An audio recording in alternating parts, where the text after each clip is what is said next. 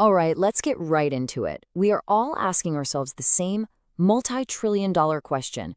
Is this massive boom in artificial intelligence a once-in-a-generation opportunity, or are we all just caught up in a huge bubble that's about to pop? To really get a handle on what's happening with AI today, we've actually got to look back in time.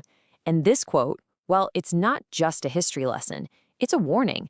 It's the start of a story about what happens when an entire generation gets completely swept away by a shiny, new world-changing technology. I mean, you had doctors, vicars, widows. Everyone was emptying their savings, mortgaging their homes, all to pour money into railway companies that literally didn't even own a single train. It was pure mania, all built on this grand promise of connecting the world, a promise that, in the end, absolutely wrecked the middle class. Okay, so now let's jump back to today. Look at this number, $527 billion. That's how much the big tech giants are projected to spend on AI infrastructure in 2026. And get this, that's for a single year. The scale is just mind-blowing. And you can't help but feel that echo of history, right? So that brings us to the big question, doesn't it? Is this time really different, or are we making the exact same mistake all over again, just building digital tracks that lead to a dead end? To figure that out, we need to dig a little deeper into what happened back then. Because the parallels between that railway mania and what's happening with AI, they're not just kind of similar. Some experts are saying that in some really important ways, they're basically a mathematical match. Just take a look at how this all played out. It's a textbook boom and bust cycle. It starts small in the 1820s with the first steam trains. Then, boom, 1842, Queen Victoria takes her first train ride, and suddenly, everyone's excited. By 1845, it's total mania. We're talking 500 new railway companies. But then, the music stops. Interest rates go up in 47, the bubble pops, and by 1850, it's all over. Share prices just cratered, down an average of 85%. And listen, it's not just the pattern that's spooky. It's the scale. Back then, railway investment soaked up 7% of the entire UK GDP. And today? Well, the Magnificent Seven tech stocks make up over a third of the S&P 500. The concentration, the sheer economic weight, it's shockingly similar. It's like history isn't just rhyming, it's yelling in our faces. Okay, so let's really dive into the case for this being a bubble. Is all this money just being thrown at digital tracks to nowhere? Is this all just hype? This is where we get to something analysts are really starting to worry about. They call it the CapEx Trap. Think about it like this. You're spending hundreds of billions building the most incredible railroad network the world has ever seen, but you haven't really figured out if anyone's going to buy a ticket to ride the trains. And this right here, this shows you the problem in black and white. You've got hundreds of billions being spent on the infrastructure, the chips, the data centers. But the revenue from the actual AI software, it's just a tiny fraction of that. And that gap is expected to get bigger. We're years into this spending spree, and Wall Street is starting to ask a very simple, very scary question. Where's the money? And that fear leads us right back to another ghost of bubbles past, the Cisco trap. And this is such a critical lesson for any investor. You can be 100% right about a technology changing the world and still lose your shirt. Remember Cisco back in the dot-com bubble? They made the shovels for the internet gold rush, the routers. The internet was obviously the future. Cisco was a fantastic company. But if you were unlucky enough to buy their stock at the very peak in 2000, you had to wait 20 years just to get your money back. 20 years!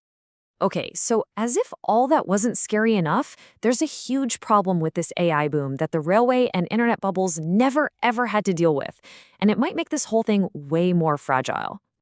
Okay, think about it. When the railway bubble burst, you still had miles and miles of steel track.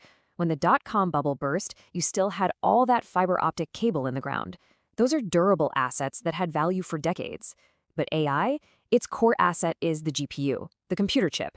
And those things become basically paperweights in 3 to 5 years. So if this bubble pops, you're not left with valuable infrastructure. You're left with warehouses full of junk. All right, that is a pretty terrifying case for a bubble, right? But that's only one side of the coin. What if this time is actually different? Let's flip it around and look at the case for a real sustainable boom. Probably the biggest difference is where the money's coming from. The dot-com bubble, that was fueled by debt. Speculative loans being thrown at companies that had no revenue, no profits, nothing but a .com in their name. This AI boom, It's being paid for with cold, hard cash. We're talking about the most profitable corporations on planet Earth, using money they already have in the bank. This isn't a gamble with borrowed money. It's a strategic reinvestment of enormous profits. And this is where the "this time is different" argument really gets its legs. We're not talking about some fuzzy promise of future profits like in the dot-com era. The productivity gains are here, right now. And people are adopting AI faster than they ever adopted PCs or the internet. We're talking real, measurable stuff. Teachers getting back 6 hours a week. Siemens cutting inventory costs by 18%. Merck discovering new drugs in months instead of years. That's not hype. That's happening today. So, what do we do with this? We've got two completely opposite stories. On one hand, a classic speculative bubble. On the other, a genuine technological revolution. And the truth, as it so often is probably somewhere in between. Yeah, I think this quote just nails it. The AI investment cycle isn't one or the other. It's both. It's this fragile hybrid. You've got this solid core of a real revolution. I mean, AI is like the new electricity. But wrapped all around that solid core, you've got this thick, messy shell of speculation, hype, and crazy valuations. And what that means is, yeah, a painful correction is probably coming. It's not a question of if, but when. But here's the thing. It won't be the death of AI, not even close. It's more like a forest fire, a cleansing fire that's going to burn away all the dead wood, the hype, the fraud, and leave the strong, healthy trees standing. Okay, so if this big correction is on the horizon, how do you prepare for it? What are the smart investors apparently doing to not just survive the crash, but actually come out ahead? Well, the biggest lesson from that old railway crash is pretty simple. All the people who bet on the dozens and dozens of little railway companies, they got wiped out. The people who made an absolute fortune, they were the ones who owned the essential stuff, the infrastructure. So the saying goes, don't bet on the passengers, bet on the people who own the stations. So here's the playbook that's making the rounds. Step 1, power, utilities and nuclear. I mean, a single ChatGPT query uses something like 10 times the power of a Google search.